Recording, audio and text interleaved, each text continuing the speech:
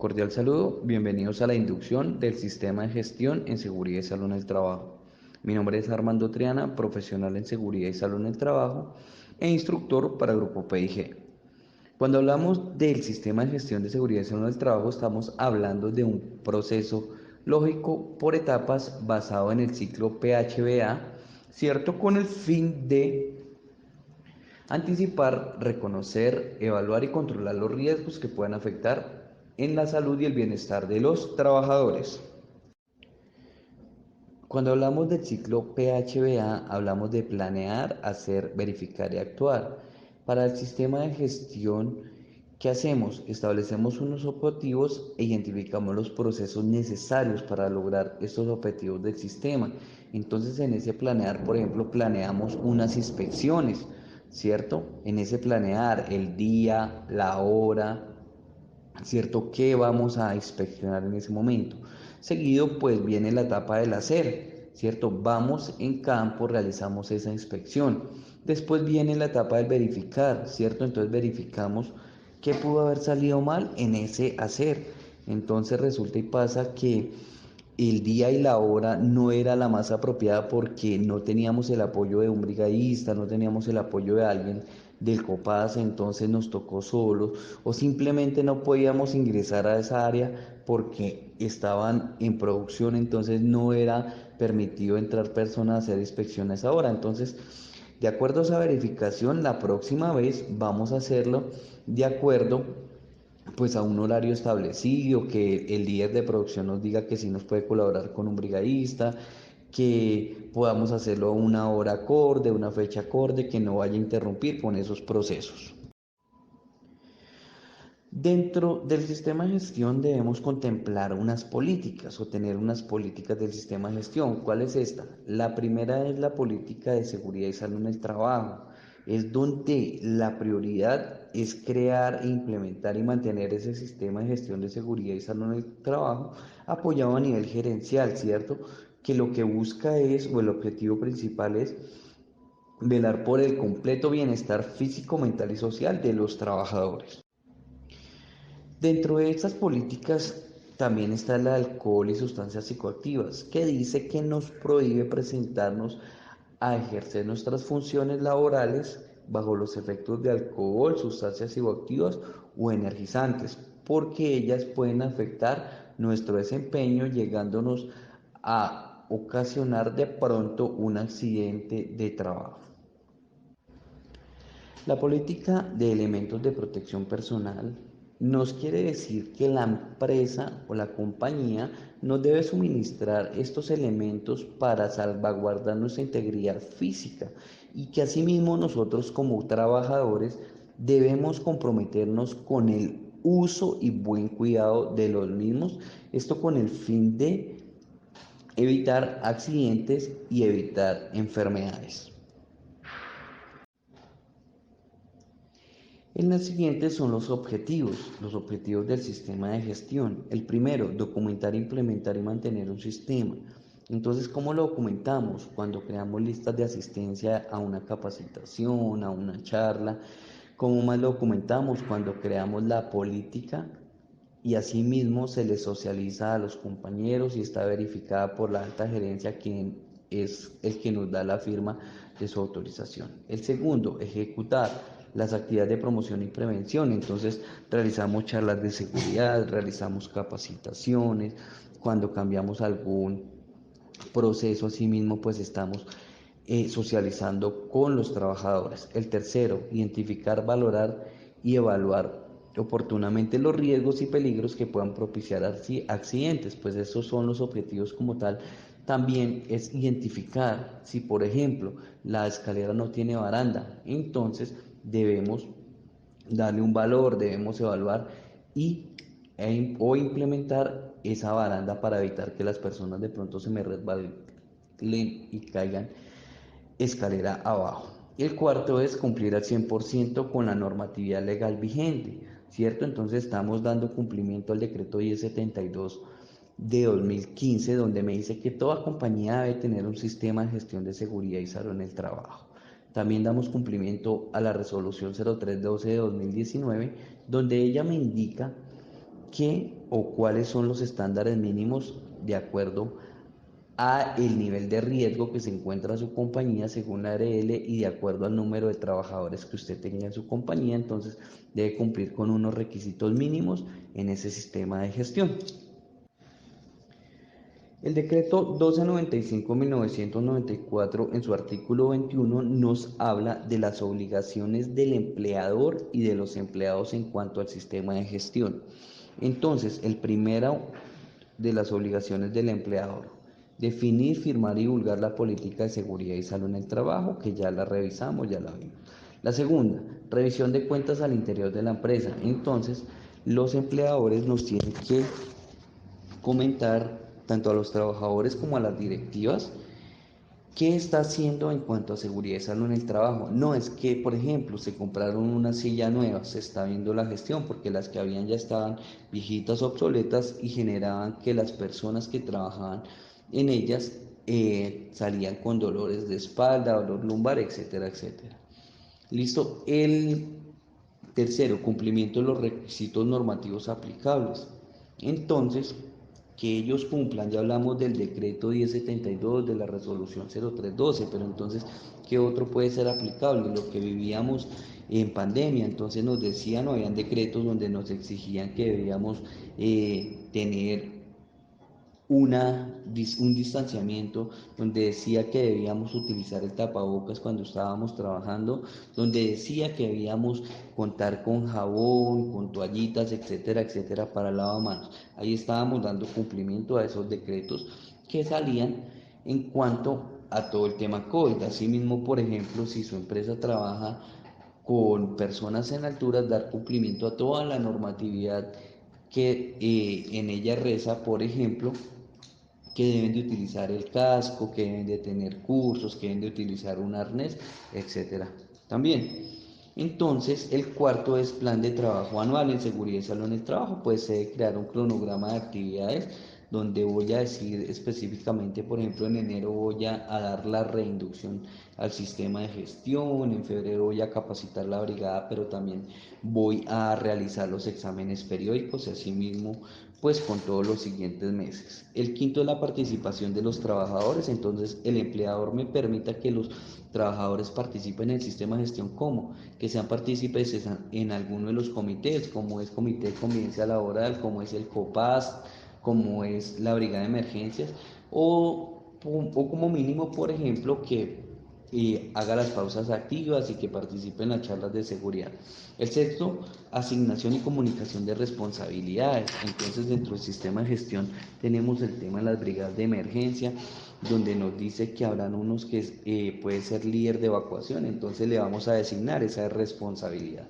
El séptimo es definición y asignación de recursos financieros, técnicos y el personal necesario. Entonces la empresa me podrá definir con cuánto dinero cuento yo para adquirir, por ejemplo, esos recursos técnicos como son radios de comunicación para la brigada de emergencias, con cuánta plata cuento yo de pronto para cambiar las sillas, para cambiar las herramientas, etc. El octavo es gestión de los riesgos y peligros. Entonces, si identificamos los riesgos, entonces es que los gestionemos, que si se hacía falta la baranda en la escalera, entonces que coloquemos esa baranda. Yo sé que no toca de allá para allá, pero por lo menos que se estén gestionando. De noveno, promoción y prevención de los riesgos laborales. Entonces, es permitir que mis trabajadores asistan a esas charlas, pero asimismo nosotros ubicar al personal idóneo que venga, que nos capacite, que nos comunique de esos cambios y a qué podemos estar expuestos en el ejercicio de nuestras funciones. El décimo es dirección de la seguridad y salud en el trabajo. Entonces es delegar a alguien, a un personal calificado, un personal con licencia en seguridad y salud en el trabajo, que entienda, que comprenda y que nos ayude con todo el sistema de gestión de seguridad y salud en el trabajo. El 11 es la integración de los aspectos de seguridad y salud en el trabajo al conjunto de sistemas de gestión, procesos, procedimientos, decisiones en la empresa. Entonces, aquí hacemos referencia. Por ejemplo, adquirimos una máquina nueva que el de seguridad y salud en el trabajo sepa, entienda por qué se compró esa máquina y él mismo identifique qué riesgos puede traernos esa maquinaria para así mismo capacitar a las personas que la puedan llegar a operar. La obligación de los trabajadores en cuanto al sistema de gestión, procurar por el cuidado integral de nuestra salud. Por ejemplo, si nos dan un casco, debemos utilizarlo. Si nos dan los guantes, utilizarlos. Si nos dan las gafas, los utilizamos. Ahí estamos procurando ese cuidado integral de nuestra salud. Si no utilizo las gafas porque se me empañan, de pronto me salta una esquila, me ocasiona un accidente de trabajo, una lesión en la visión, en los ojos, que pueda llegar a afectar. El segundo es suministrar información clara, veraz y completa sobre nuestro estado de salud. Entonces, ya ahorita lo veíamos en el tema de pandemia, informábamos si teníamos alguno de los síntomas eh, asociados al COVID, entonces así mismo nos mandaban a hacer examen o nos enviaban a aislamiento. Entonces, por eso es tan importante. Lo mismo también aplicamos una encuesta de morbilidad sentida, donde me dice a usted o donde le pregunta a usted si le duele un hombro, si le duele un codo, hace cuánto, entonces es suministrar esa información bien clara. El tercero es cumplir con las normas y reglamentos e instrucciones del sistema de gestión. Entonces ya estamos hablando que si me dicen que tenga cuidado, que puede haber un riesgo de atrapamiento en una máquina, pues no es llegar a manipularla si no estoy autorizado. Si no sé de pronto manipular un montacarga, pues tampoco operarlo. También, por ejemplo, nos habla de las políticas de alcohol y sustancias psicoactivas, entonces pues tampoco presentarme a ejercer mis funciones laborales bajo los efectos del alcohol, resaca o guayabo, porque pueden eh, ocasionarnos accidentes de trabajo. El cuarto, informar oportunamente al empleador acerca de los peligros latentes en nuestro sitio de trabajo. Si yo identifico algún peligro, pues debo reportarlo inmediatamente o al jefe o al encargado de seguridad y salud en el trabajo para que le demos gestión y así evitamos de pronto que alguien se nos enferme o se nos accidente.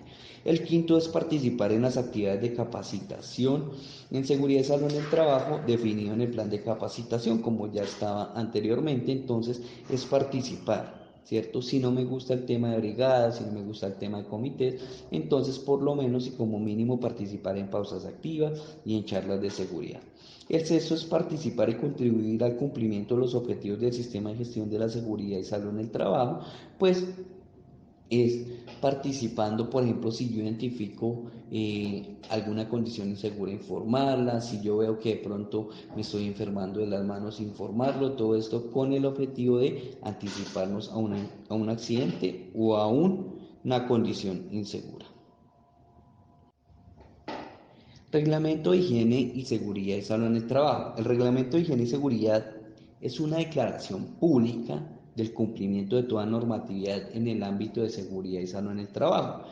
Entonces, ¿a qué hace referencia? Cuando hablamos de público es que debemos socializar este reglamento con todos los integrantes de nuestra compañía y asimismo deberá ser publicado donde cualquiera de los trabajadores pueda llegar a leer. ¿Y qué está escrito allí? Los riesgos a los que usted está expuesto en su lugar de trabajo.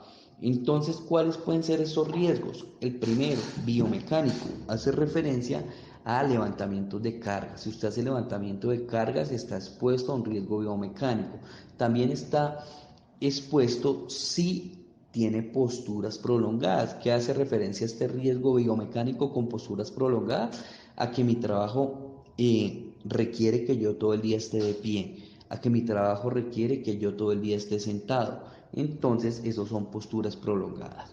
También biomecánico hace referencia a el tema de movimientos repetitivos. Mi trabajo requiere que yo todo el día esté moviendo las manos para empacar algún producto, para digitar. Entonces, eso es riesgo biomecánico por movimientos repetitivos. O también podemos hacer referencia al de posiciones antigravitacionales. ¿Qué es esto de posiciones antigravitacionales? Que yo no pueda sostener mis manos o apoyarlas en algo si necesito digitar. Por ejemplo, también movimientos antigravitacionales por el mecánico que se acuesta abajo del carro y levanta sus manos para acomodar esas piezas. A eso nos hace referencia. El de riesgos mecánicos hace referencia a maquinaria, equipos y herramientas, ¿cierto? Entonces, ejemplo, el martillo es una herramienta, el martillo tiene la cabecita floja, la cabeza floja, entonces yo comienzo a martillar y él se zafa y me puede ocasionar un accidente de trabajo. Ese es un riesgo mecánico. Un riesgo mecánico en una máquina. Estamos expuestos porque tiene un piñón o un pin donde va una cadena, ¿cierto? Entonces podemos sufrir del riesgo de atrapamiento, entonces tenemos riesgo mecánico en ese momento. Riesgo locativo, todo lo que hace referencia a las instalaciones. Entonces riesgo locativo, lo que hablábamos, que la escalera no tenía la baranda, que hay una baldosa rota, entonces que alguien se tropiece y se puede caer y accidentarse, etcétera, etcétera. Los riesgos eléctricos hacen referencia a todos los equipos energizados. Entonces yo tengo una pulidora y el cable está pelado, está dañado, entonces cuando yo la conecto suelta chispa, ahí puede pronto ocasionarme un accidente de trabajo. Que el tomacorriente está sobre recargado, tiene muchos enchufes, muchas extensiones, entonces se recalientan y pueden generar un corto. Los riesgos físicos hacen referencia a temperaturas extremas, por calor o por frío. Yo trabajo en un cuarto frío, entonces siempre voy a estar expuesto a ese riesgo físico. O por lo contrario, en mi lugar de trabajo hace mucho calor y me toca muchas veces hasta quitarme la chaqueta y dejarme en camiseta esqueleto. Estoy expuesto a un riesgo por riesgo físico. También hace alusión a vibraciones, etcétera. Siguiente es el riesgo en alturas, cuando trabajo en alturas. Alturas a más de 2 metros de la superficie horizontal, bien sea hacia arriba o también 2 metros hacia abajo. Ahí estamos hablando de trabajo en alturas y requiere de un curso, requiere de unos equipos de protección personal especiales que se llaman equipos de protección contra caídas. Después viene el riesgo biológico. Hacemos énfasis en el COVID-19. Era un virus al que estábamos expuestos o aún seguimos expuestos, ¿cierto? Entonces estamos expuestos al riesgo biológico por contagio. También donde se ve ese riesgo biológico en hospitales, cuando manejan bacterias, bacterias, hongos, levaduras, etcétera, que puedan llegar a enfermar o a accidentar a alguna persona. Riesgos tecnológicos, todo lo que sufrimos cuando nos llegan a hackear las cuentas, ¿cierto? Entonces nos hackean la cuenta de Facebook para hacer extorsiones, del WhatsApp, o también técnicamente nos hackean las cuentas de los bancos y asimismo pues nos están hurtando el dinero. También tenemos o debemos tener en cuenta el riesgo de tránsito y seguridad pública. El riesgo de tránsito pues que a conductores, a peatones, ciclistas, motociclistas, todos los que hacemos parte de la vía, ¿cierto? Como algún actor vial. Entonces, si yo soy conductor, estoy expuesto a que en cualquier momento de pronto me pueda accidentar. Y seguridad pública, por ejemplo, cuando hay azonadas, cuando hay terrorismo, cuando me llegan a hurtar, un hurto o atraco, ¿cierto? Entonces, eso es la seguridad pública. Fenómenos naturales como inundaciones, terremotos, sismos, etcétera, esos son el riesgo natural. Químicos hacen parte hasta la persona de servicios generales, ¿cierto? Que tiene que hacer una dilución de su alcohol, de su jabón industrial, entonces de pronto le salpica en los ojos y le puede causar alguna clase de lesión. Fenómenos, disculpen, riesgo psicosocial hace referencia a todos los temas de acoso laboral de los cuales podemos llegar a vernos afectados. Cuando hablamos de riesgo psicosocial, de pronto son órdenes mal dadas, de pronto es burla entre los compañeros de trabajo, discriminación por mi religión, por mi raza, etcétera, etcétera.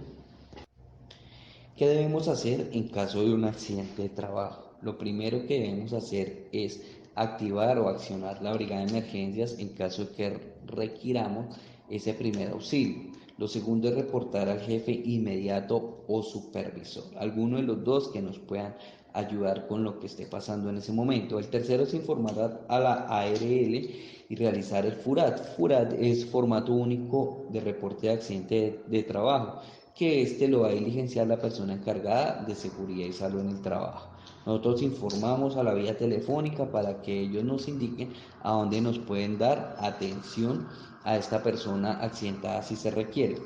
El cuarto es investigar e implementar acciones, entonces eso lo hacemos en conjunto con el líder, con la persona de seguridad y salud en el trabajo y un miembro del COPAS de esa investigación, para así llegar a tener en cuenta por qué se ocasionó y tomar las medidas necesarias. Por ejemplo, la muchacha que se cayó de la silla porque el espaldar se rompió. Entonces, de acuerdo a esa investigación, concluimos que ha sido culpa de la silla, entonces la acción a tomar es cambiar la silla. Conceptos básicos. Entonces el primero es el accidente de trabajo. Donde lo podemos buscar en la ley 1562 en el artículo 3, parágrafo 1 del Ministerio de Trabajo, donde nos dice que accidente de trabajo es todo suceso repentino que sobrevenga por causa o con ocasión del trabajo y que pueda generar en el trabajador una lesión, perturbación funcional o la muerte. También nos tipifica ahí que es accidente de trabajo si la empresa me suministra mi transporte, lo que llamamos la ruta para la empresa, ¿cierto? Llega a sufrir un accidente de tránsito, entonces también va a ser accidente de trabajo siempre y cuando la empresa sea la que costee esa ruta.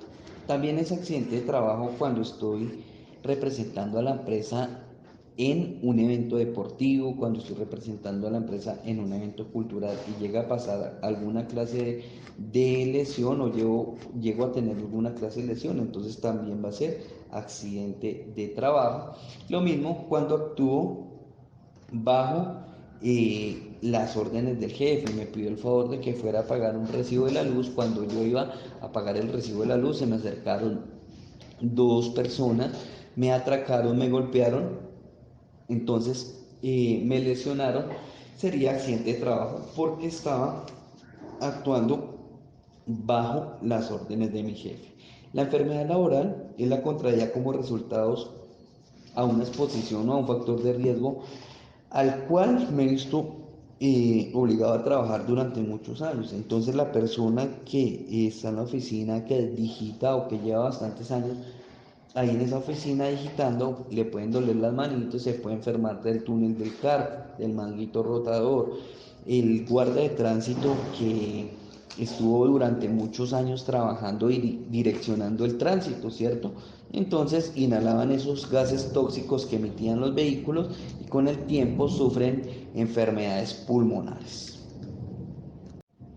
En esta diapositiva vemos actos y condiciones inseguras, ¿cierto? Entonces, una condición insegura, el montacarga que tiene el reguerito de aceite ahí cerca de la llanta delantera.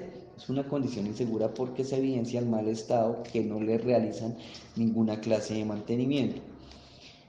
En el costado derecho de sus pantallas ven al señor que está debajo de la carga que están izando y no está utilizando el casco.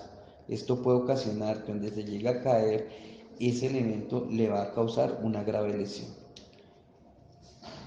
Otro puede ser los químicos que están debajo de la escalera, no están rotulados, hay un destapado porque se está evidenciando que hay una fuga de ese químico, entonces alguien puede inhalar y asimismo intoxicarse, entre otros muchos de los que están viendo en la diapositiva.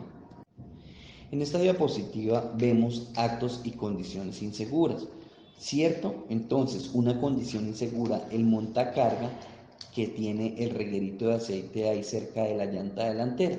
Es una condición insegura porque se evidencia el mal estado, que no le realizan ninguna clase de mantenimiento. En el costado derecho de sus pantallas ven al señor que está debajo de la carga que están izando y no está utilizando el casco.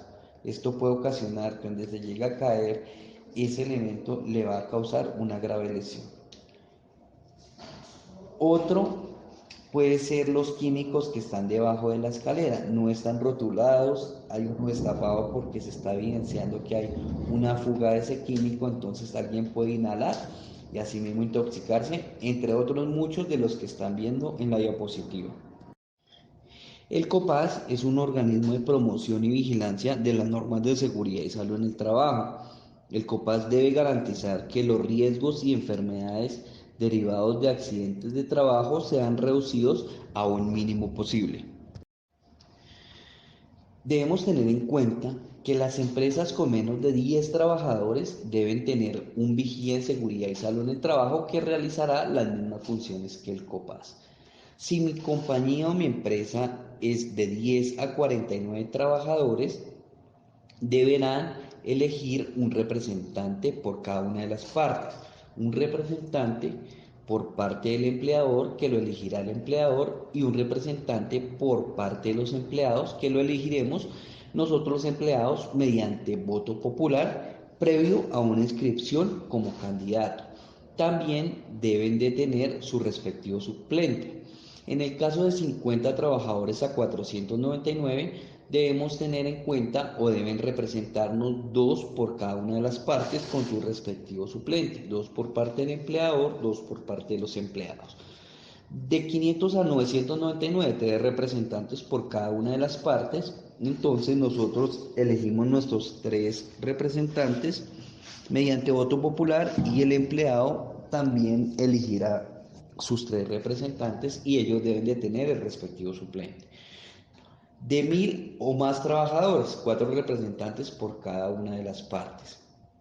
Este comité se reunirá cada mes o una vez por mes para tocar temas de seguridad y salud en el trabajo, también de manera extraordinaria. ¿Cuándo sería eso? Si llegase a ocurrir un accidente de trabajo, entonces pueden reunirse por lo menos uno de ellos junto con el comité que se encarga de investigar ese accidente de trabajo, y esa sería de manera extraordinaria. Tiene vigencia por 2 años a partir de su fecha de instalación, para tenerlo en cuenta. Entonces, después se realizará nuevamente este proceso de selección. El Comité de Convivencia Laboral es un equipo que busca prevenir el acoso laboral y proteger a los empleados de los riesgos psicosociales que afectan la salud en los lugares de trabajo. Empresas con menos de 20 trabajadores deben de tener un representante por cada una de las partes, al igual que en el COPAS lo elegimos nosotros mediante voto popular a nuestros representantes, y el empleador designará a uno que lo represente con su respectivo suplente. Empresas de más de 20 trabajadores deberán tener dos representantes por cada una de las partes. Se van a reunir cada 3 meses o de manera extraordinaria si se requiere. ¿Cómo es de manera extraordinaria? Cuando alguien presente una queja ante el comité de acoso laboral. También es su vigencia por 2 años a partir de su fecha de instalación o de su acta de constitución. El plan de emergencias es un trabajo colectivo que establece las acciones preventivas para evitar posibles desastres. Indica las tareas operacionales y las responsabilidades en caso de emergencia. Y es decir, de una vez, si tenemos un fuego incipiente, lo que anteriormente llamamos conato de incendio, pues ya dentro del plan de emergencia estará delegada la brigada contra incendios que actúe en caso de esta emergencia. Si fuese una persona que se nos accidenta, pues se activaría o estaría de una vez contemplado en el plan de emergencias la brigada de primeros auxilios. El objetivo es mitigar y prevenir las pérdidas humanas, materiales, ambientales y financieras asociadas con la ocurrencia de una emergencia al interior de nuestra empresa. El alcance pues cubre a todas las áreas, tanto administrativas como operativas, como comerciales, logísticas y todas las que puedan tener dentro de su compañía. El contenido del plan de emergencias: primero, identificación de amenazas y análisis de vulnerabilidad. Pues entonces observamos si nosotros trabajamos con químicos, esa sería una amenaza por la mala manipulación o por el mal almacenamiento, entonces debemos tener identificados. La definición de recursos humanos, económicos y tecnológicos, pues ya sabemos con cuántos radios podemos contar, con cuántos extintores, cuántos brigadistas, etcétera, etcétera. El contenido también trae la documentación del plan de emergencias. Pues ya tenemos los formatos de inspección de estos recursos de emergencia, tenemos las evaluaciones de nuestros brigadistas, etcétera. El cuarto sería la verificación y eficacia de controles, pues entonces en esa inspección que realizamos a los extintores, a los botiquines, verificamos su fecha de vencimiento, verificamos si está recargado, también la eficacia de la brigada cuando participamos en un simulacro de evacuación y le ponemos alguna grave complejidad como colocándole 2, 3 pacientes en ese momento. Si se llega a presentar una emergencia o un accidente de trabajo, lo primero que debemos informarle pues es a la brigada de emergencia, seguido del jefe inmediato o de la persona encargada de seguridad y salud en el trabajo.